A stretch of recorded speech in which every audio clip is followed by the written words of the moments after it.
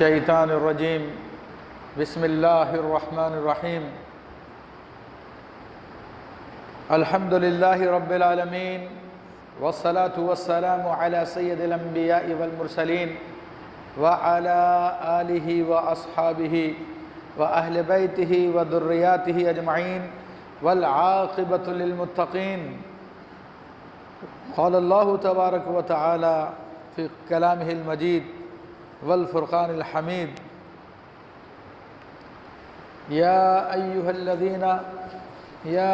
الذین آمنوا توبوا الی اللہ توبۃ نصوحا صدق اللہ العظیم وصدق رسولہ النبی الکریم۔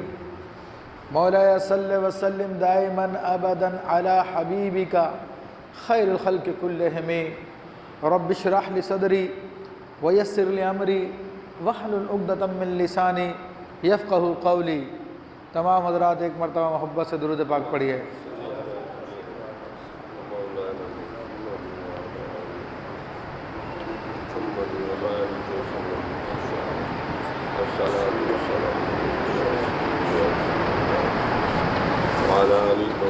جزاک اللہ خیر۔ معزز حاضرین کرام، میں نے آپ کے سامنے قرآن مجید فرقان حمید کی سورہ تحریم سے ایک آیت طیبہ کا ابتدائی حصہ تلاوت کیا، جس میں اللہ جل شانہ نے ارشاد فرمایا، اے ایمان والو توبوا الی اللہ، تم توبہ کرو اللہ تبارک و تعالیٰ کی جانب، توبۃ نصوحا، سچی پکی توبہ کرو۔ قرآن مجید فرقان حمید کی اگر ہم تلاوت کرتے ہیں تو متعدد مقامات پر اللہ تبارک و تعالیٰ نے توبہ کرنے کا حکم دیا، استغفار کرنے کا حکم دیا، اپنے نبیوں کی تعریف میں اواب فرمایا کہ وہ توبہ کرنے والے ہیں۔ اسی طرح ہم رسول اللہ صلی اللہ تعالی علیہ وآلہ وسلم کی احادیث طیبہ کو دیکھیں تو ان احادیث طیبہ میں بھی توبہ کا ذکر آیا، توبہ کا حکم دیا گیا، توبہ کے بہت فضائل بیان کیے گئے۔ تو اس حوالے سے ہمیں جاننے کی ضرورت ہے کہ توبہ کیا ہے، توبہ کسے کہتے ہیں، توبہ کس طرح کی جاتی ہے، توبہ کی شرائط کیا ہے۔ کیونکہ ویسے تو ہر مسلمان لفظ توبہ سے واقف ہے، توبہ کے لفظ کو پہچانتا ہے، لیکن توبہ کے طریقے کو بہت کم لوگ جانتے ہیں، اس کی اہمیت سے بہت کم لوگ واقف ہیں۔ اس لیے لوگ جس طرح توبہ کرنی چاہیے اس طرح توبہ نہیں کر پاتے۔ سب سے پہلے تو توبہ کا لغوی معنی پہ غور کیجئے کہ توبہ کا لغوی معنی لوٹنا ہے، رجوع کرنا ہے، پلٹ کر واپس جانا ہے۔ اب ہمیں حکم دیا گیا ہے کہ توبوا الی اللہ، تم لوٹو اللہ کی طرف۔ تو اب سوال یہ ہوتا ہے کہ انسان لوٹتا اس چیز کی طرف ہے جب کسی چیز سے وہ دور ہو جائے، اس سے فاصلہ آ جائے درمیان میں، تو عام طور پر جسمانی فاصلے کو دور کرنے کے لیے لوٹنے کا لفظ استعمال کیا جاتا ہے۔ جیسے کہ آپ سفر کر کے کسی دوسرے شہر میں جاتے ہیں تو جب آپ واپس آتے ہیں تو کہتے ہیں کہ وہ اپنے گھر کی طرف رجوع کر گیا پھر، یا اپنے گھر پر لوٹ آیا ہے۔ اسی طرح معنوی اعتبار سے بھی لوٹنے کا لفظ استعمال کیا جاتا ہے کہ انسان کا کوئی نظریہ ہوتا ہے، اس نظریے پہ وہ قائم ہوتا ہے، لیکن پھر حالات کے اعتبار سے یا کسی اور کی دلیل سے متاثر ہو کر وہ دوسرے نظریے کو اختیار کر لیتا ہے، پھر اس دوسرے نظریے کو ماننے لگ جاتا ہے، لیکن پھر اس کے دل میں خیال آتا ہے کہ نہیں پہلا نظریہ صحیح تھا۔ تو پھر جب وہ واپس پہلے نظریے کی طرف آتا تو کہتے ہیں اس نے رجوع کر لیا، وہ اپنے نظریے سے لوٹ آیا ہے۔ تو جسمانی مسافت کے لیے بھی اسی طرح دل کے نظریات میں جو دوری پیدا ہو جاتی ہے ایک نظریے سے دوسرے نظریے کے لیے، تو وہاں پہ بھی لفظ لوٹنے کا استعمال کیا جاتا ہے۔ اب ہمیں یہ غور کرنا چاہیے کہ اللہ تبارک و تعالیٰ کی طرف لوٹنا ہمارا جسمانی اعتبار سے ہے یا روحانی اعتبار سے ہے؟ تو چونکہ اللہ تبارک و تعالیٰ جسم اور جسمانیت سے تو پاک ہے، وہ تو ہر جگہ موجود ہے۔ وسیع کرسیہ السماوات والارض، اس کی کرسی زمین و آسمان کو محیط ہے، وہ اللہ تعالیٰ ہر چیز کو محیط ہے، تو اس سے کوئی جسمانی دوری تو نہیں ہے۔ وہ تو خود فرماتا ہے نحن اقرب الیہ من حبل الورید، کہ ہم انسان سے اس کی شہرک سے بھی زیادہ نزدیک ہیں۔ تو جب وہ اتنا نزدیک ہے پھر کہاں کو لوٹنا ہے، کس طرف لوٹنا ہے، کس طرح لوٹنا ہے؟ کہ توبہ کا معنی لوٹنا ہے، رجوع کرنا ہے، اور اللہ کی طرف رجوع کرنا ہے، تو کس طرح رجوع کرنا ہے؟ تو میرے بھائیو یہ روحانی طور پہ رجوع کرنا ہے۔ بے شک اللہ ہم سے قریب ہے، مگر جب ہم دنیا میں آئے ہیں تو دنیا کی رنگینیوں میں کھو کر اپنے رب کو بھول گئے، رب کے احکام کو بھول گئے ہیں، رب سے ہم نے منہ موڑ لیا ہے۔ تو اس لیے ہمیں حکم دیا گیا تم اللہ کی طرف رجوع کرو، دوبارہ اپنے رب کی طرف متوجہ ہو جاؤ۔ دیکھیے دل اس کی ایک ہی جہت ہے، ون سائیڈڈ ہے۔ ون سائیڈڈ کوئی چیز ہوتی ہے، یوں کہہ لیجیے اس کا ایک ہی رخ ہے۔ اگر یہ مخلوق کی طرف اپنا منہ کر لیتا ہے دل، اور مخلوق میں انوالو ہو جاتا ہے، مخلوق کی طرف سوچ و فکر میں لگ جاتا ہے، تو پھر وہ رب سے غافل ہو جاتا ہے۔ تو آپ نے دیکھا ہوگا بہت سارے لوگوں کو دن بھر اپنے دنیاوی مصروفیت میں گم رہتے ہیں، اور نہ نماز کا ہوش ہے ان کو، نہ روزے کا ہوش ہے ان کو، نہ کسی اور چیز کا ہوش ہے، بس اپنی جس دھن میں لگے ہوئے ہیں، جو کاروبار میں لگا ہوا کاروبار میں لگا ہوا، جو تعلیم میں لگا ہوا تعلیم میں لگا ہوا ہے، جو سیاست میں لگا ہوا سیاست میں لگا ہوا، جو کھیل کود میں لگا ہوا، دن رات خواب بھی اسی کے دیکھ رہا ہوتا ہے، تو یہ مکمل طور پہ یکسر اپنے رب سے غافل ہو گیا ہے۔ ہاں زبان پہ کبھی کبھار نام آ جاتا ہے، مانتا بھی ہے، میں اللہ کو مانتا ہوں، لیکن یہ رب سے دور ہو گیا ہے، اس کو لوٹنے کی ضرورت ہے۔ اور اس حالت پہ ہم غور کریں تو ہم سب کو لوٹنے کی ضرورت ہے، ہم سب کو رب کی طرف رجوع کرنے کی ضرورت ہے، ہم سب کو توبہ کی ضرورت ہے۔ میرے بھائیو توبہ وہ عظیم کام ہے کہ اس کے مختلف مراتب ہیں۔ عام آدمی کی توبہ تو یہ ہوتی ہے کہ گناہوں کو چھوڑ دے اور اپنے رب کی طرف متوجہ ہو جائے، اور جو تھوڑے خاص آدمی ہیں ان کی توبہ یہ ہوتی ہے کہ وہ جو جائز کام ہوتے ہیں بہت سارے، مگر جنہیں مباح کہا جاتا ہے، تو وہ ان جائز کاموں کو چھوڑنے کا نام توبہ ہے۔ جائز کاموں کو چھوڑنے کا نام ان کے حق میں توبہ ہے کہ بھائی تم یہ جائز تو ہے، صحیح ہے، لیکن ہر جائز کام کرنے کا تو نہیں ہوتا، تم اس سے بہتر ہے تلاوت قرآن کرو، تم اس سے بہتر ہے اللہ کا ذکر کرو، تم اس سے بہتر ہے نبی علیہ الصلوۃ والسلام پہ درود پاک پڑھو۔ اس فالتو کام میں تمہارا ٹائم ضائع ہو رہا ہے، تو اس کام کو چھوڑنا بھی اب رب کی طرف توبہ کرنا ہے۔ اور جو اخص الخواص ہوتے ہیں، جو بہت پائے کے لوگ ہوتے ہیں، اولیاء کرام ہوتے ہیں، ان کے یہاں پہ بھی توبہ ہے۔ ان کی توبہ کیا ہے؟ ان کی توبہ یہ کہ دل میں خدا کے سوا غیر کا خیال بھی نہ آئے، غیر کا خیال بھی آ جائے تو وہ توبہ کرتے ہیں۔ یہ ان کا معاملہ ہے، یہ ان کی توبہ ہے۔ اور پھر جو ان سے بھی زیادہ خاص ہے، مثلا انبیاء کرام علیہ السلام، تو ان کے پاس نہ تو گناہ ہے، گناہوں سے معصوم ہوتے ہیں، اور نہ ہی وہ فالتو کاموں میں پڑتے ہیں، مباح کاموں میں پڑتے ہیں، بلکہ ان کے دلوں میں تو غیر کا خیال بھی نہیں آتا، وہ ہر وقت اپنے رب کی طرف متوجہ ہوتے ہیں، ہر حال میں متوجہ ہوتے ہیں، ان کا سونا جاگنا برابر ہے۔ کبھی بھی اپنے رب سے غافل ہوتے ہی نہیں ہیں۔ وہ کس سے توبہ کرتے ہیں؟ ان کی توبہ درجات کی بلندی کے لیے ہوتی ہے، ان کی توبہ درجات کی بلندی کے لیے ہوتی ہے۔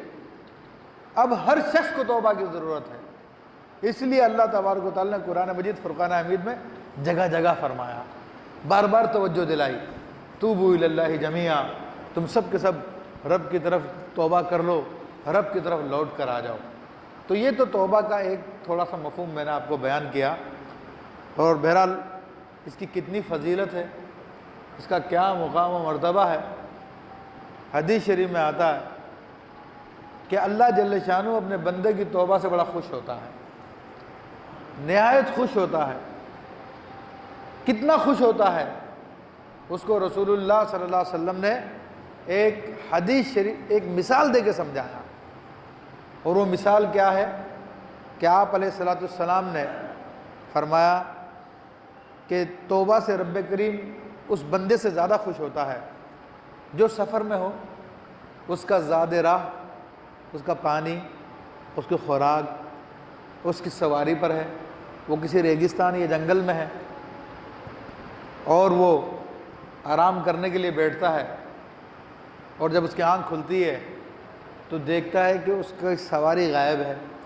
اب اس سواری پہ اس کا زاد راہ تھا، اس کی خوراک تھی، پانی تھا، اب تلاش کیا اس کو نہیں ملا، اور بھوک و پیاس کے مارے اس کا برا حال ہو گیا۔ اب اس نے سوچا کہ اب موت کا وقت قریب آ گیا ہے، بھوک کی وجہ سے میرا دم نکل جائے گا۔ اب وہ مرنے کے لیے لیٹ جاتا ہے کہ چلے میں مرنا ہی اب تو، اور کوئی راستہ ہی نہیں ہے، کوئی چارہ کار ہی نہیں ہے۔ ایسے میں آنکھیں بند کر لیتا ہے۔ پھر جب اس کی آنکھ کھلتی ہے تو اس کی سواری، اس کی خوراک، اس کا پانی وغیرہ سب کچھ اس کے سامنے موجود ہوتا ہے۔ وہ شخص کو اس قدر خوشی ہوتی ہے، اس قدر خوشی ہوتی ہے، تو خوشی کے مارے وہ کہتا ہے، اے اللہ تو میرا بندہ، میں تیرا رب ہوں۔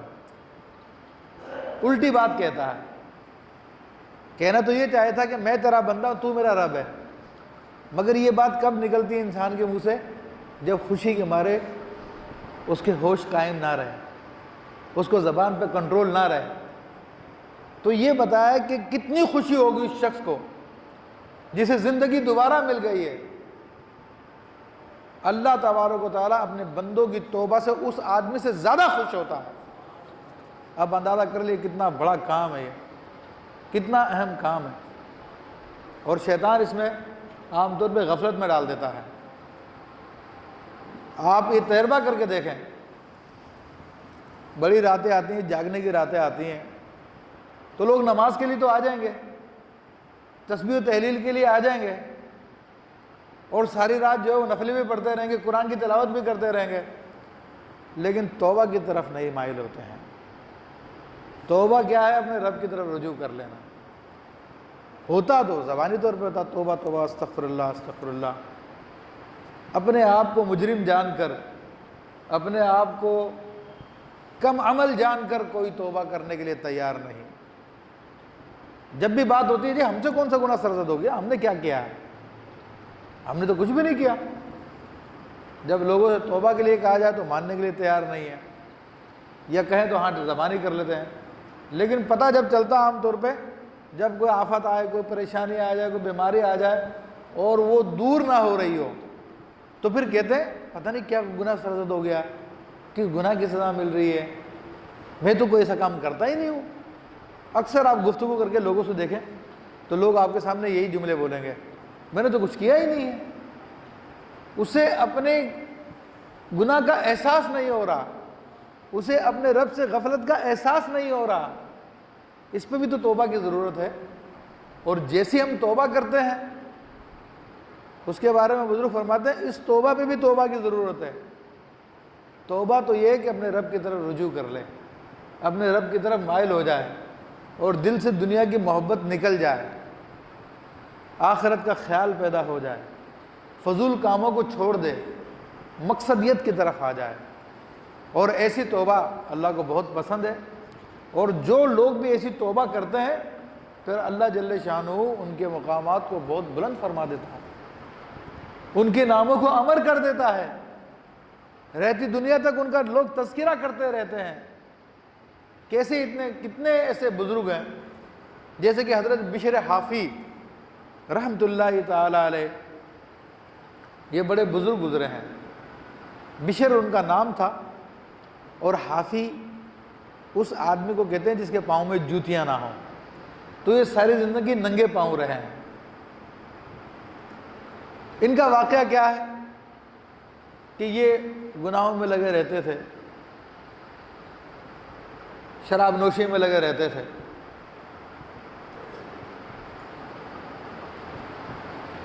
کوئی شخص ان کے دروازے پر آیا،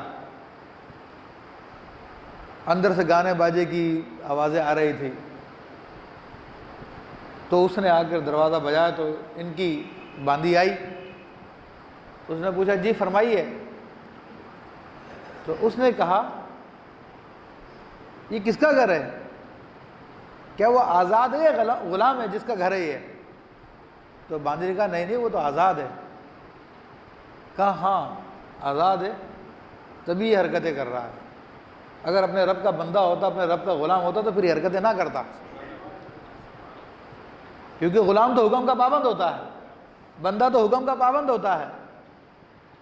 تو یہ فرمایا کہ ہاں تبھی یہ حرکتیں کر رہا ہے، ورنہ غلام ہوتا تو یہ حرکتیں نہ کرتا۔ یہ بات کہہ کے وہ شخص چلا گیا۔ اتنے میں بشر حافی کو اطلاع ملی، تو اس نے پوچھا باندی سے کیا ہے وہ، کہاں ہے وہ، کیا بات تھی؟ باندی نے ساری بات بتائی۔ تو پھر ان کے دل میں خیال آیا، دل پہ چوٹ لگی، واقعی میں اللہ کا بندہ ہوں تو مجھے اپنے رب کی اطاعت کرنی چاہیے، اپنے رب کے احکام کو ماننا چاہیے۔ میں تو اپنے نفس کی ماننے میں لگا رہتا ہوں، میرا نفس جو مجھے کہتا ہے اس میں مزہ آئے گا، اس میں لطف آئے گا، یہ کام کر لو وہ کام کر لو، میں تو وہی کرتا رہتا ہوں۔ بہرحال اس آدمی کے پاس گئے، اس کو تلاش کیا، اس سے واپس بات کی، تو آدمی نے پھر واپس سمجھایا، تو اسی وقت اللہ کی بارگاہ میں انہوں نے سچے دل سے توبہ کر لی اور کہا کہ آئندہ میں یہ کام نہیں کروں گا، اور پھر وہ نیکی کی طرف مائل ہو گئے۔ پھر اس کے بعد ساری زندگی ننگے پاؤں رہے۔ کسی نے کہا حضرت یہ ننگے پاؤں کیوں گھومتے آپ؟ کہا جب میں نے اللہ کی بارگاہ میں توبہ کی تھی تو اس وقت میرے پاؤں میں جوتی نہیں تھی، تو بس اسی یاد کو اپنے ساتھ رکھتا ہوں کہ اس وقت میں نے اپنے رب کی بارگاہ میں رجوع کیا تھا۔ اور میرے بھائیوں وہ توبہ کر کر کبار اولیاء کرام میں شامل ہو گئے، بڑے اولیاء کرام میں ان کا نام گنا جاتا ہے۔ اتنا ان کو مرتبہ حاصل ہوا اللہ تعالیٰ کی بارگاہ میں کہ وہ جب تک زندہ رہے تو جس راستوں پہ وہ چلتے تھے ان راستوں پہ کوئی جانور گندگی نہیں کرتا تھا، لیڈ گوبر وغیرہ کچھ نہیں ہوتا تھا کہ بشر حافی یہاں سے گزرتے ہیں اور ان کے پاؤں میں چپل نہیں ہوتی۔ یہاں تک کہ فرماتے ہیں، ایک بزرگ فرماتے ہیں کہ ایک مرتبہ میں نے راستے میں جب میں نے وہ گندگی پڑی ہوئی دیکھی تو میں سمجھ گیا کہ آج بشر کا انتقال ہو گیا ہے، اور جب میں نے معلوم کیا تو پھر واقعی پتہ چلا کہ بشر حافی رحمۃ اللہ علیہ کا انتقال ہو چکا ہے۔ تو اب اندازہ کیجئے جو اللہ کی بارگاہ میں رجوع کر لیتا ہے، اللہ کی بارگاہ میں لوٹ جاتا ہے، تو اس کو زمین و آسمان کی تمام مخلوق پہچاننے لگ جاتی ہے، اس کا احترام کرنے لگ جاتی ہے۔ یہ ان کا حال ہوتا ہے، یہ ان کا معاملہ ہوتا ہے۔ اسی طرح اور بھی بہت سارے بزرگوں کے واقعات آتے ہیں۔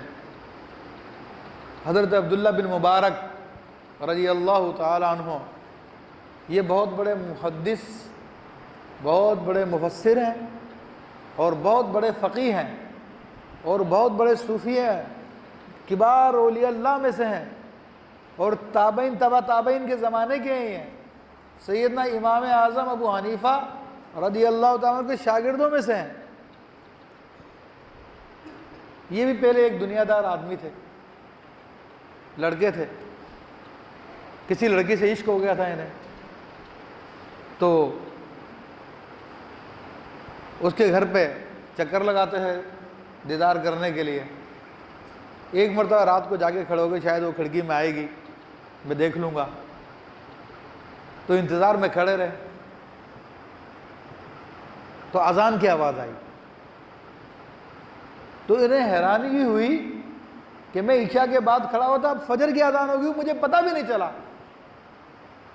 تو اپنے آپ پہ بڑا افسوس کیا کہ تو ایک مخلوق کے لیے تو نے یہ رات گزار دی اور تجھے پتہ بھی نہیں چلا، اور تیرا رب جس نے تجھے پیدا کیا، تجھ کو نعمتیں عطا فرمائی، تجھے ہر قسم کی نعمت دی، تو اس سے اتنا غافل ہے کہ اس کی طرف متوجہ نہیں ہوتا، اس کے احکام پہ عمل نہیں کرتا۔ بس یہ سوچ ان کے دماغ میں آئی اور اسی وقت اپنی پچھلی زندگی سے توبہ کر لی۔ توبہ کرنے کے بعد پھر علم دین حاصل کیا، بڑے محدث بنے، بڑے فقیہ بنے، بڑے مفسر بنے۔ اور کیسے اولیاء کرام میں سے ہوئے؟ آپ اندازہ کیجئے کہ بڑے بڑے اولیاء کرام ان کے خادم ہیں، ان کے مرید ہیں۔ اور ایک دفعہ کا یہ واقعہ آتا ہے ان کا، حج پہ جا رہے تھے، یہ قافلے میں تھے، تو یہ پیچھے تھے۔ اب جب قافلہ کہیں پڑاؤ کرتا تو جو کھانے پینے کا سامان تھا، کچرا وغیرہ، پھر چھوڑ کے نکل جاتا ہے۔ تو جو قافلہ آگے نکل گیا، یہ پیچھے رہ گئے، تو دیکھا کہ دور ایک جھونپڑی سے ایک بچی آئی ہے اور اس نے آگے ایک مری مرغی اٹھائی اور وہ لے کے چلی گئی۔ یہ گئے پیچھے جا کے، یہ مری مرغی کا کیا کرے گی؟ انہوں نے جا کے پوچھا کہ ہاں بھائی کیا معاملہ، تم کیا کرو گی اس کا؟ انہوں نے کہا کہ 3 دن سے ہمارے گھر میں فاقے ہیں، کھانے کے لیے کچھ بھی نہیں تھا، تو اب تو مجبور ہو کے ہم نے یہ مرغی اٹھائی ہے کہ اپنی زندگی بچا لیں کھا کے۔ تو آپ کو بڑا افسوس ہوا اور آپ کے پاس حج کے جو پیسے تھے وہ سارے ان غریبوں کو دے دیے اور خود واپس لوٹ کر آ گئے۔ اور قدرت خدا کی دیکھیے، جب لوگ حج کر آئے تو سب آ کے مبارکباد دے رہے ہیں آپ کو کہ حضرت مبارک ہو آپ کو، آپ نے حج کر لیا۔ آپ نے کہا بھائی میں نے تو نہیں کیا حج۔ کہا نہیں حضرت، ہم نے آپ کو عرفات میں دیکھا تھا، جی ہم نے آپ کو مینا میں دیکھا تھا، ہم نے آپ کو کعبے کے سامنے دیکھا تھا۔ یہ ان کی شان تھی، ان کا مقام ہے۔ تو بڑے جو اللہ کی بارگاہ میں رجوع کرتا ہے، اللہ تعالیٰ اس کو اپنا بنا لیتا ہے، اور یہ دنیا کی پریشانیوں سے، نہ صرف دنیا کی پریشانیوں سے، آخرت کی پریشانیوں سے بھی اس کو مامون فرما دیتا ہے۔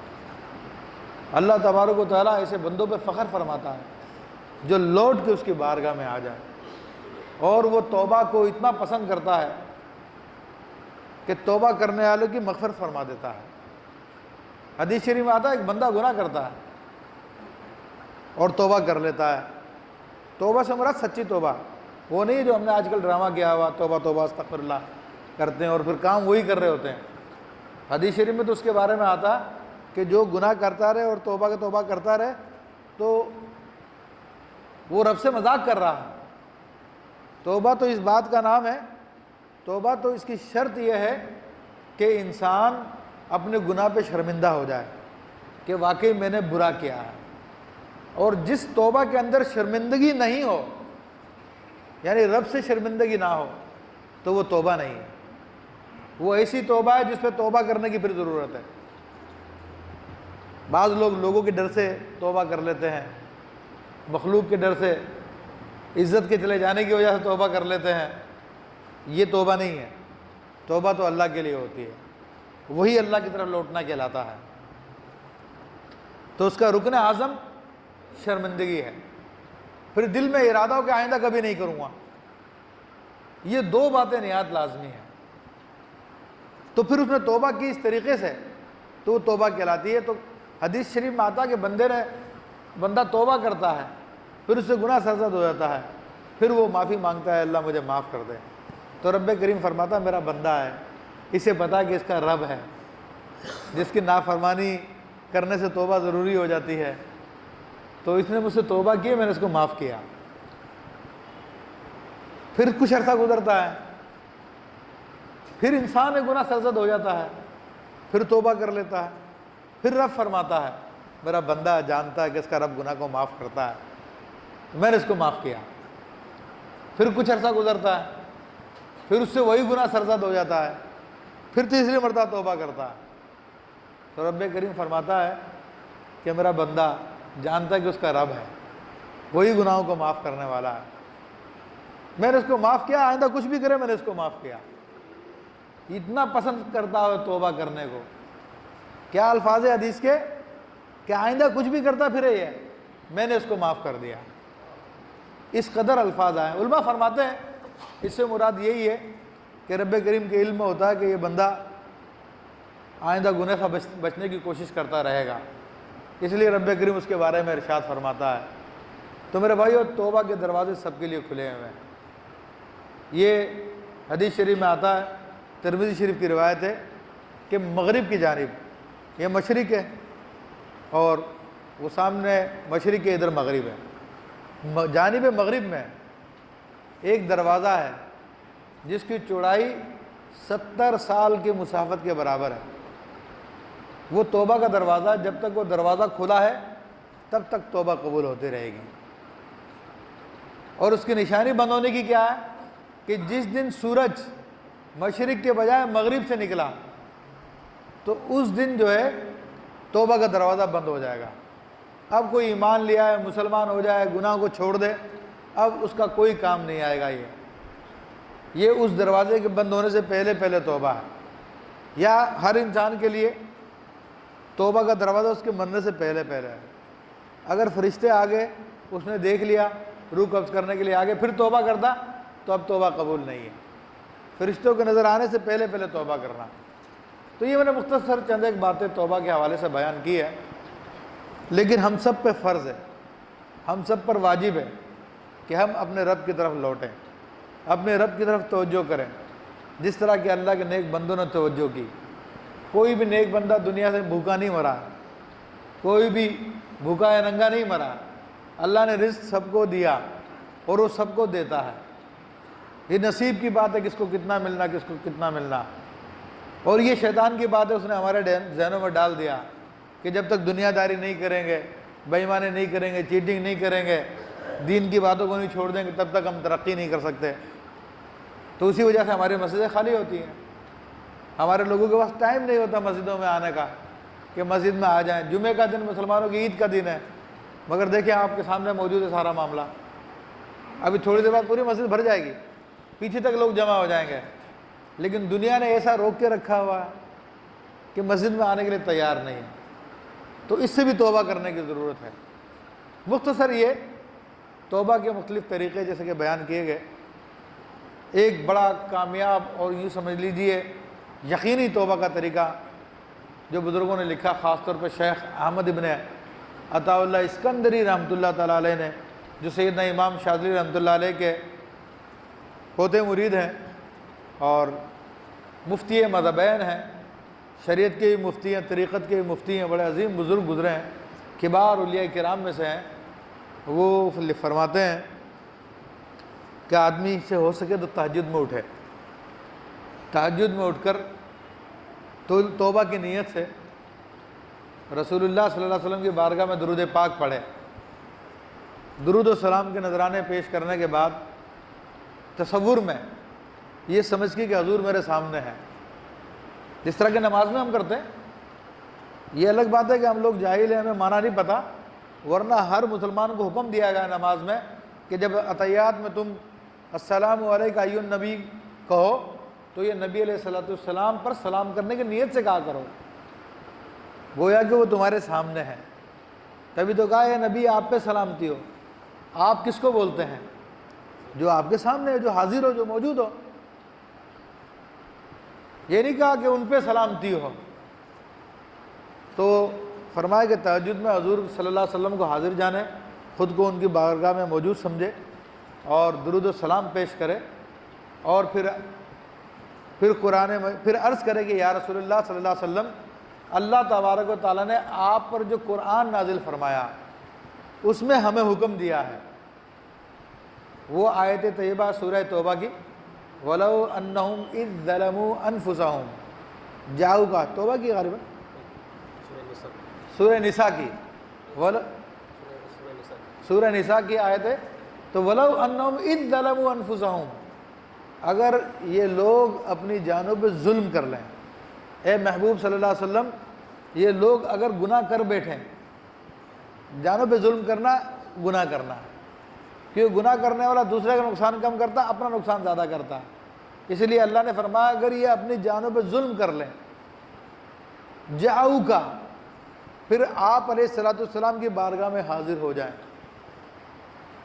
واستغفر اللہ، اور اللہ تعالیٰ سے توبہ طلب کریں، استغفار کریں، واستغفر لہم الرسول، اور رسول علیہ الصلوۃ والسلام پھر ان کے لیے اللہ کی بارگاہ میں توبہ کریں، یعنی اللہ ان کی گناہ معاف کر دے، تم حضور سفارش کریں اللہ کی بارگاہ میں، لَوَجَدُ اللَّهَ تَوَّابًا رَحِيمًا، تو یہ ضرور اللہ تبارک و تعالیٰ کو بہت توبہ قبول کرنے والا پائیں گے اور رحم کرنے والا پائیں گے۔ تو عرض کریں کہ یا رسول اللہ صلی اللہ علیہ وسلم، جو قرآن اللہ نے آپ پہ نازل کیا اس میں یہ آیت موجود ہے، اگر آیت عربی میں یاد ہے تو ٹھیک ہے، اگر نہیں یاد ہے تو اس کا ترجمہ پڑھ لیں، اور ترجمہ یہی جو میں نے آپ کو بتایا کہ اگر یہ لوگ اپنی جانوں پہ ظلم کر لیں اور پھر آپ کی بارگاہ میں حاضر ہو جائیں اور اللہ تعالیٰ سے استغفار کریں اور آپ ان کے لیے استغفار کریں تو اللہ کو توبہ قبول کرنے والا اور رحم کرنے والا پائیں گے۔ یا رسول اللہ، پھر عرض کرے یا رسول اللہ صلی اللہ علیہ وسلم، میں نے اپنی جان پہ ظلم کیا، میں نے گناہ کر لیے ہیں، یا رسول اللہ صلی اللہ علیہ وسلم میں اللہ کی بارگاہ میں توبہ کرتا ہوں، آپ میری سفارش کر دیجیے، اور اس کے بعد پھر درود السلام کے نذرانے پیش کریں، تو انشاءاللہ تبارک و تعالیٰ حقیقی توبہ نصیب ہو جائے گی، اللہ کا تقرب حاصل ہو جائے گا، اور انشاءاللہ تبارک و تعالیٰ ایسے اگر ہم لوگ اپنی پریکٹس کریں، اپنی عادت بنائیں، تو یہ آج ہم پر جو مصیبتیں آئی ہوئی ہیں، آفات آئی ہوئی ہیں، بلیات آئی ہوئی ہیں، یہ آفات و بلیات یہ رب کریم کا کوڑا ہوتی ہیں۔ کوڑا کس لیے استعمال کیا جاتا ہے؟ جانور یا گھوڑے پہ استعمال کیا جاتا ہے کہ جب وہ مرضی کے مطابق نہیں چلتا تو کوڑا مارتے ہیں تاکہ سیدھا سیدھا چلے، صحیح راستے پہ چلے۔ تو ایسے ہی یہ آفات و بلیات و مصیبتیں یہ بھی رب کا کوڑا ہے، یہ اس لیے آتی ہیں تاکہ لوگ جو غفلت میں چلے گئے ہیں وہ غفلت سے باز آ جائیں اور واپس اپنے رب کی طرف لوٹ جائیں، واپس توبہ کرنے لگ جائیں۔ تو انشاءاللہ تبارک و تعالیٰ یہ اس میں ہمارے مصائب کا بھی حل ہے۔ اللہ تعالیٰ سے دعا کرتا ہوں کہ اللہ تبارک و تعالیٰ ہمیں حقیقی توبہ نصیب فرمائے اور ہمیں اپنی بارگاہ کا قرب عطا فرمائے، آمین بجاہ النبی امین۔